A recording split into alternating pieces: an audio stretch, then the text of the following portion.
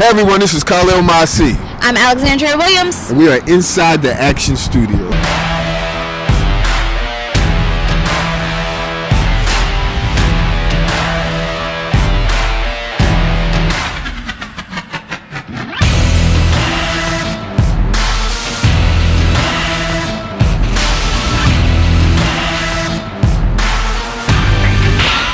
Alexandria Williams. I'm here at ChemFest with Derek Garvin, and we are here to talk a little bit about his new video game on Inside the Action Studio. So tell me a little bit, what's the name of your video game, first of all? That's most important. Yeah, it's called Dynasty of the Magi. It's a transmedia game, which means it's a book and a video game in one.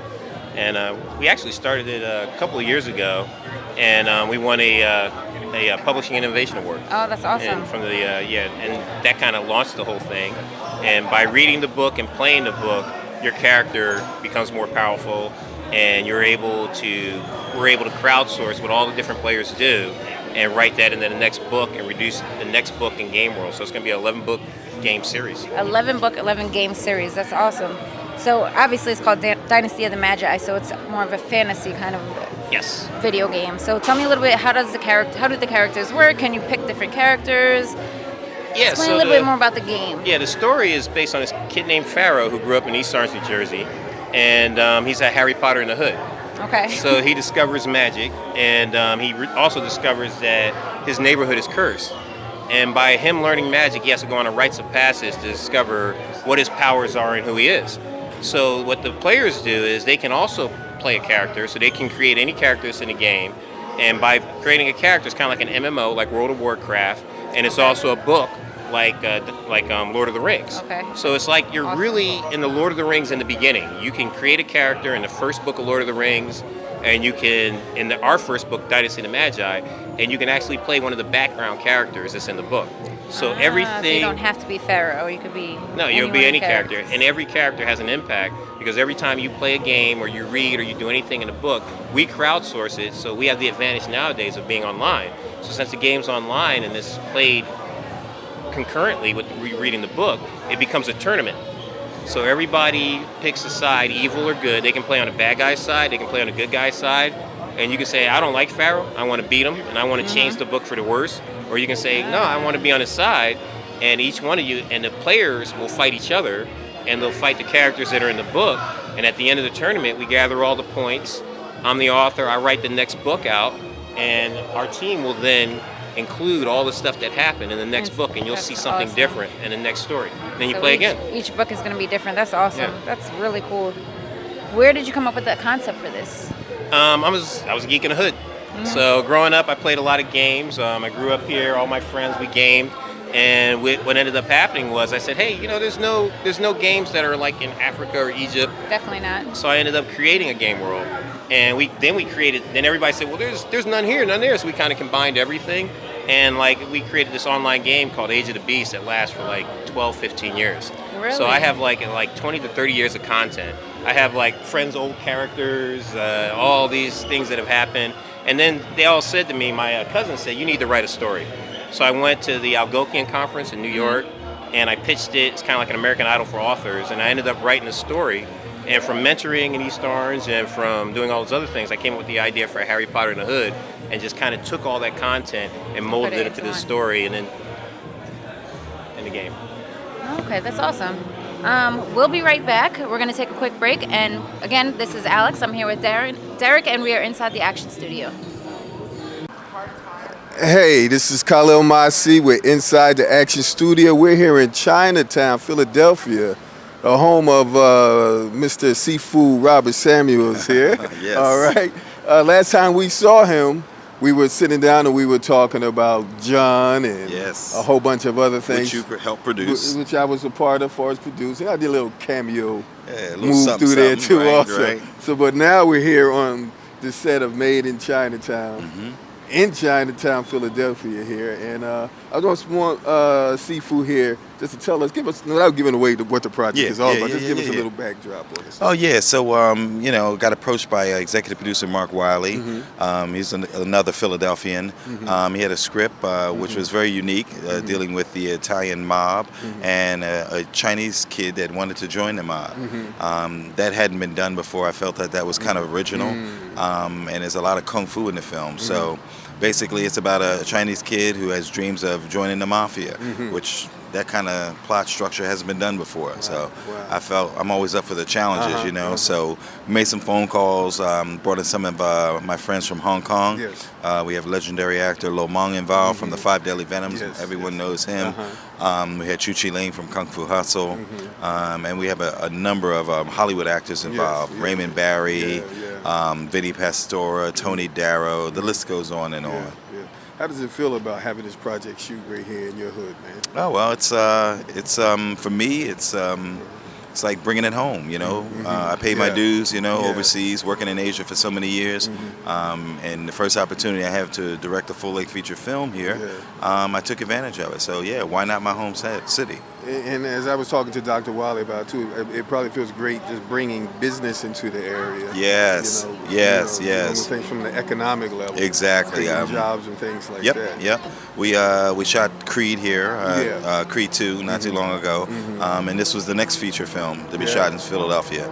So I'm just trying to, you know, keep the city going in the business, for lack of a better term. We're trying to build and bridge this link here from Newark to Philly. That's correct. This filmmaking link. We're here on the East Coast as well with New York City. We're gonna. That's right. We're gonna make this thing happen. That's right. It's got to happen, brother. It's got to. So you know, I want to thank Seafood Samuels with us. He wears so many hats.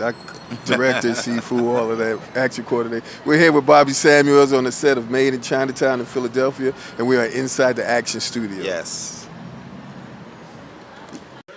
Hey everyone, this is KHALIL MAASI for Inside the Action Studio, and we're here with Seafood, James, Lou, Big Trouble Little China, Daredevil, and Luke Cage, amongst others, which he's won an Emmy for as well. Thank you for the great introduction. I've been very blessed in my life. Definitely. So we're here on the set of Made in Chinatown, being shot here in Philadelphia. Tell us what your involvement is in this project. I've known Mark Wiley for like 20 years. He talked about this project way back then. Just, hey, what do you think of this? And, you know, that man has stuck by it. And 20 years later, here we are. Lots of credit for his persistence. Now you're wearing two hats. Three. Okay. So originally it was for doing the stunts and fight coordinator. Then also he wanted me to play a part. Yes. Then something happened the first week. They decided to release the first director. And it became, so now my great brother, Bobby Samuels, and I are co-directing. And I'm stunt fight coordinator still. Still playing a part. And I'm doing some stills for the show too. All this multi-talented, multi-happy. What character you play real quick? Right now the name is Lou. Hopefully they change it to something else. And you know, I haven't had a chance to talk to you since then. I don't know if you remember, I worked with you on Luke Cage. I played Neville Bondwell. Yes. How do you feel since this? You won the Emmy for me then. That's why. The best dying on television. I owe him. The best dying on television. I forgot to thank you at the. I think. So how does it feel having that Emmy? It's still a little surreal because you know in stunts there aren't any really awards for our great community. The Oscars, I have to say, you guys get on it, man. This is the new time. You need to give credit where credit is due. Emmys, the Television Academy, I'm just so thankful for them for recognizing how much we contribute to the entertainment industry. Definitely. Well, folks, I'm not going to keep them long. We've got a hot meal waiting for them. Dim sum. This is KHALIL MAASI. I'm here with the legendary James Lou on Inside the Action Studio. Watch Made in Chinatown. All right. Raymond John Barry. Okay, he's a film veteran and he's been in Year of the Dragon amongst many other films. Mr. Barry, who is your character on this project? Give us some idea of who your character is and how he's integral to the plot line. I'm playing a corrupt police commissioner. Obviously, the guy's not honest. He has a great deal of authority. He's smart. You know, he's corrupt. What can I tell you? Yeah. You know, he's not on the up and up. He takes money. He takes bribes. I owe everything to Robert Samuels. He's guiding me in a very quick shoot, you know, like 3 or 4 takes, out, move on to the next. Like today, we're shooting 4 scenes, and I'm in every one of them. You know, and if it weren't for Robert Samuels, I'd be a little bit confused. You know. You know, it's really nice to be part of it. It's cool, and I've been in Philadelphia 2 other times. I ran in the Penn Relays in 1961, 60, and 59, and I played 2 football games against University of Pennsylvania. I played for Brown at Franklin Field, where the Eagles used to play, and that's my association with Philly. Maybe you could argue I'm a little bit. I did a play which I wrote in the People's Light and Theater Company in Malvern, Pennsylvania, years ago, maybe 10 years ago. So we came into Philly a little bit, but I was mostly at the theater. So you spent a lot of time in Philly in the past. Well, not a heck of a lot of time, but when I was here, it was intense. You know. And I have a good sense of it. It's got a specific flavor, you know. Happy to be here. You know. What is it like working with Robert and James Lou and the rest of the cast and crew? It's ambush filmmaking, very quick.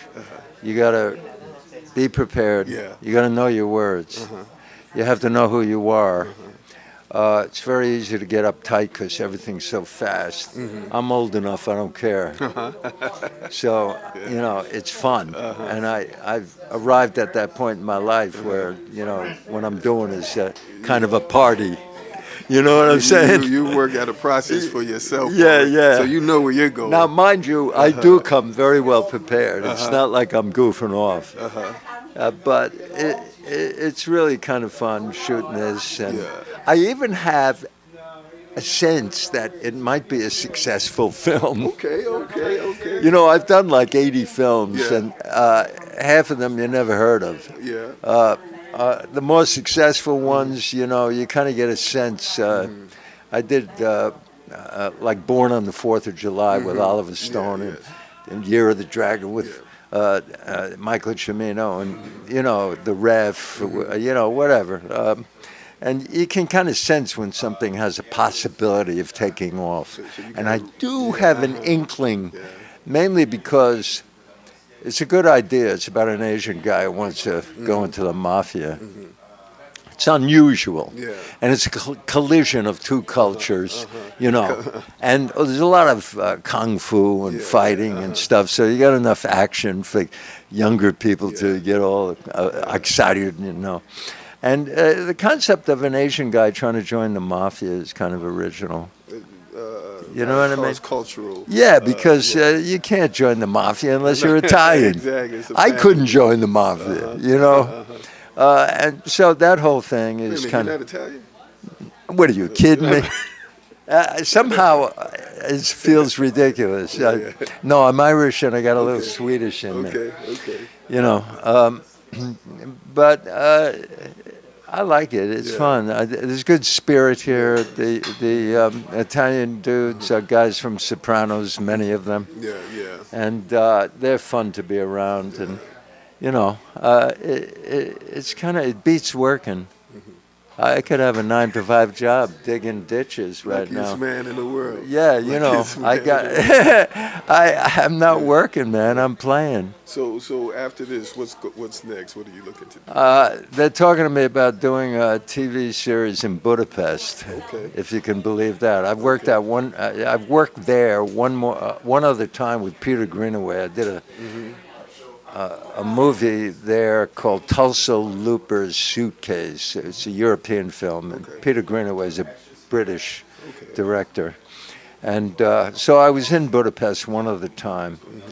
And gosh, that would be interesting. Hey, man, the life of an actor, man, traveling, vacation, paid vacation. Yeah, tell me about maybe it. You can get a good Yeah, project. you know what you have to do? You have to get over the fear. It's scary when you first start to act. Yeah.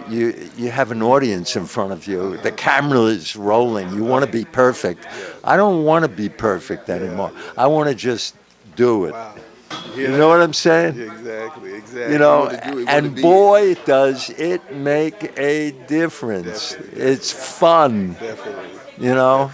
Definitely. Like right now, I don't care what I say. Hey, well, no, you gave us a lot of words of wisdom and a lot of pearls, man, and it's an honor to be able to stand here and talk with you. and meet Likewise. you. Thank you. All right. This is KHALIL MAASI. I wasn't even uptight. I wasn't either. And we are inside the Action Studio.